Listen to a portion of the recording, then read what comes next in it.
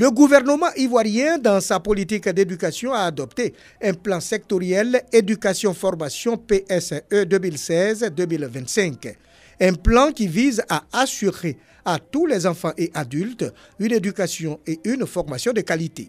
Le réseau ivoirien pour la promotion de l'éducation pour tous, RIP-EPT, veut amener ses membres à s'approprier les outils pour le suivi citoyen de la mise en œuvre de ce plan décennal. Un atelier de renforcement des capacités au profit de ses membres est donc initié à Yamoussoukro. Le RIP-EPT bénéficie de l'appui de la coopération allemande. Nous souhaiterions que les membres qui ont participé puissent s'approprier des différents contenus qui vont porter sur l'accès, l'équité et la qualité de l'éducation. Et c'est avec ces instruments qui vont leur permettre de pouvoir suivre les programmes qui seront développés dans les différentes régions. Au total, 35 représentants des 11 comités régionaux du RIP-EPT prennent part à cette rencontre d'échange. Les réflexions portent sur plusieurs modules dont la politique éducative, les stratégies clés du PSE 2016-2025 en lien avec l'accès, l'équité, la qualité et les outils pour le suivi. Que toute la population qui vit en Côte d'Ivoire fasse en sorte que la politique de scolarisation obligatoire soit appliquée.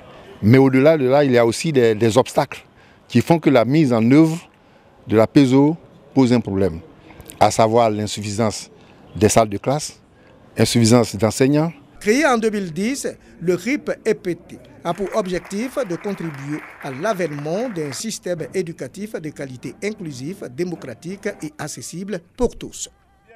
Merci beaucoup.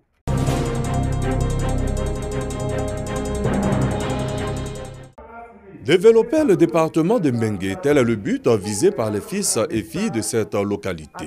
À cet effet, les ressortissants de ce département résidant dans la ville de Bouaké ont décidé de s'unir au cours d'une rencontre pour plancher sur l'avenir de Mengué.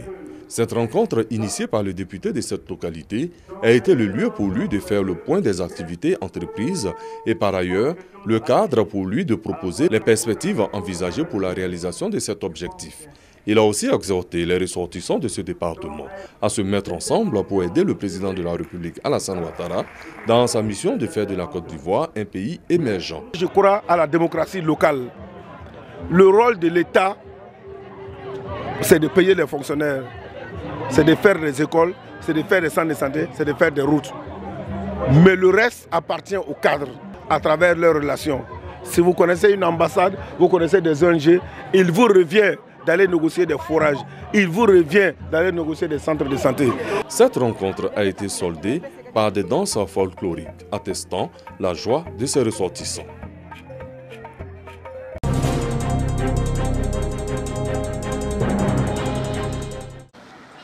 Reconnue pour son popo carnaval, la ville de Bonois regorge d'énormes potentialités. L'une d'entre elles, la production de l'atoukou, une semoule fabriquée à base de manioc, spécialité locale. Depuis nos ancêtres, nous ont toujours dit que le manioc de Bonois il est particulier. Et nous avons fait l'effort de le constater quand nous sommes passés ici les premières fois. Et je peux vous assurer que le manioc de Bonois il est vraiment de qualité. Un tour dans l'univers des productrices d'atoukou. La journée débute habituellement par l'épluchage du manioc qui sera ensuite broyé pour obtenir une farine.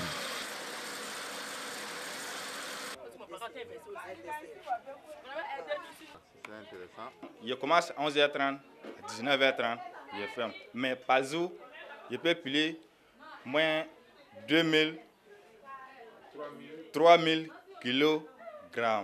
Plusieurs heures pour fabriquer cette semoule, malheureusement invendue. Nous faisons atoukou pour livrer sur Abidjan. Mais quand on va à Abidjan, on ne trouve pas de bons clients. Quand ils prennent, pour payer, c'est difficile. Pour piler, là, on n'a pas de machine. Parce que souvent, on vient, c'est fermé, on souffle. Donc, on n'a pas de machine pour piler, on n'a pas de machine pour presser. Donc, on a un problème de machine pour piler et presser et le transport. Donc, ça fait que marchandises, on fait ça. Il y a manioc ici. À Bonois, il y a manioc. On fait à Toukou, mais il n'y a pas de voiture pour aller à Abidjan. Autre difficulté majeure, la clientèle. Obligé donc de se précipiter sur la chaussée pour épater le premier venu. Des risques pour obtenir entre 5 et 10 000 francs CFA par semaine. Mais en attendant l'augmentation de leurs revenus, l'objectif de ces femmes reste la promotion de l'Atoukou, Médine, Bonois.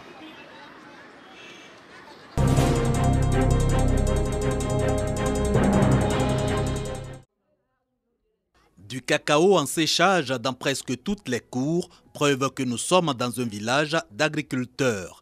Ici, c'est Gbouyua, localité d'environ 2000 âmes dans le département de Guékanou, région du Bélier.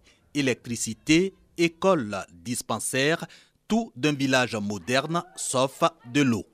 Ça, la pompe, on partait prendre l'eau. Souvent, on ne gagne pas l'eau. On reste là-bas quand au petit matin. C'est là on trouve 2 cuvettes, 3 cuvettes, on vient à la maison. Ceci relève du passé. Désormais, les populations de Gbouyua ont accès à l'eau potable. Ce soulagement, grâce au Conseil régional du Bélier qui a réalisé ce château d'eau et ses 6 bornes fontaines. Coût de l'ouvrage, plus de 34 millions de francs CFA. En ouvrant les vannes, Jeannot Aoussou-Kouadio s'est voulu formel quant à l'entretien du château d'eau de Gbouyua. Cette eau potable va épargner le village des maladies hydriques. Et puisque ceux qui vont venir s'approvisionner doivent payer quelque chose, il faut que cet argent soit bien géré afin de pouvoir réparer les petites pannes. Le fonctionnement du château d'eau de Gbouyua repose sur le système d'hydraulique villageoise amélioré HVA.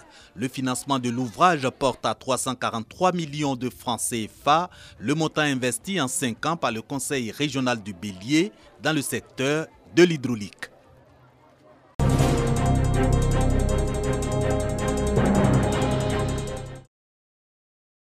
Taléré est un village très vaste, situé dans le canton de Sirasso, dans le département de Korogo. Cette localité, peuplée de 5000 âmes, dans un passé récent, était réputée capitale de l'orpaillage clandestin. Cette réputation est désormais un triste souvenir grâce à l'engagement des autorités administratives et coutumières, qui ont su multiplier des actions de sensibilisation à l'endroit des populations. Ces actions se sont étendues à d'autres villages du département de Korogo, notamment Dagba, Mbala et Pelletier-Ménin. Les défis les plus énormes, c'était l'orpaillage clandestin. Et je pense que le message du gouvernement est passé parce que tous les sites d'orpaillage clandestin ont été fermés. Autre défi relevé, les déclarations de naissance à l'état civil et les délimitations des territoires villageois. En reconnaissance à toutes ces actions, l'autorité préfectorale a organisé une journée dédiée aux chefs traditionnels. Cette journée a été marquée par une conférence sous le thème « Rôle de la chefferie traditionnelle dans la restauration de l'État ». Cette communication a été animée par le secrétaire général de la préfecture de Korogo, Abou Béchir Lorgne. Occasion pour lui de rappeler les textes de loi qui régissent le fonctionnement de la Chambre des rois et chefs traditionnels de Côte d'Ivoire. La conférence a été suivie par la distinction des chefs traditionnels. Le chef de canton de Sirasso a salué cette initiative.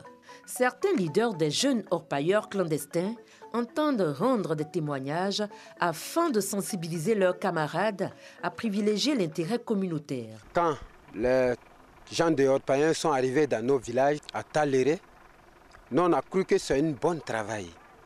Parce qu'on a appris qu'on gagne de l'argent dedans, on s'est jeté dedans. Après, on a vu que ça ne nous arrange pas nous-mêmes. Ça va gâter nos terres. Et puis, il y a trop de mensonges dedans. Quand le gouvernement nous a dit d'arrêter d'exploiter l'or, le chef du village nous a appelés et nous a donné des conseils. Il dit, vous êtes la jeunesse de Taléré. Et c'est la jeunesse qui fait un village très solide. Donc, arrêtez d'exploiter l'or. Le gouvernement ne supporte pas l'exploitation de l'or. Donc, nous aussi, nous avons bien compris le conseil du chef du village, le conseil du gouvernement, et on a arrêté d'exploiter l'or. Pour le sous-préfet de Sirasso, même si l'objectif recherché est atteint, quelques défis restent à relever. Les branchements anarchiques, mais toutes ces difficultés sont portées à notre connaissance. Au niveau de l'État, les choses sont prises au sérieux, de telle sorte que le président de la République lui-même, il a dit que tous les hameaux, tous les villages de plus de 500 habitants seront électrifiés. Notons que cette journée d'hommage au chef de Sirasso est à sa première édition. C'est une initiative prise par le sous-préfet de Sirasso.